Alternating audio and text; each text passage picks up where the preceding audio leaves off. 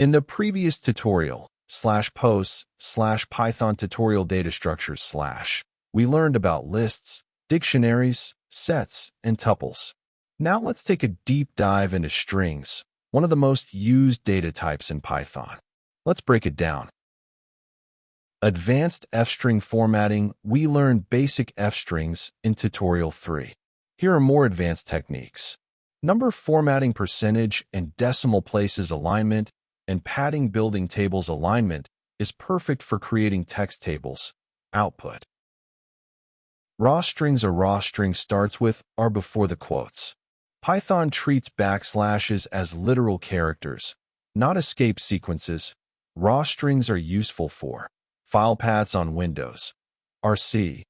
/users /Alex/new_folder. Regular expressions are /d+/ /d+. Avoid double escaping. Multi-line strings. Triple quotes create multi-line strings. You can also use triple quotes with f-strings. Regular expressions. Regex basics. Regular expressions let you search for patterns in text.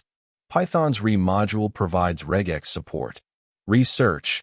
Find the first match. Research returns a match object if found or none if not.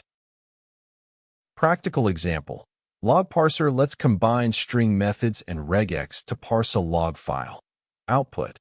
This is a realistic example. Log parsing is one of the most common uses for string methods and regex in Python. String encoding. Strings in Python 3 are Unicode by default.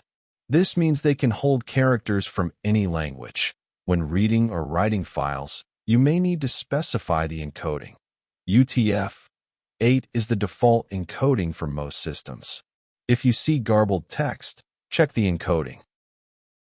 Common mistakes. Forgetting to use raw strings for regex. Always use raw strings, R, for regex patterns. Not checking for none. Practical example. Slug generator. A slug is a URL-friendly version of a string. For example, hello world. 123" becomes hello world 123. Summary. Here is a quick reference for the string operations we covered.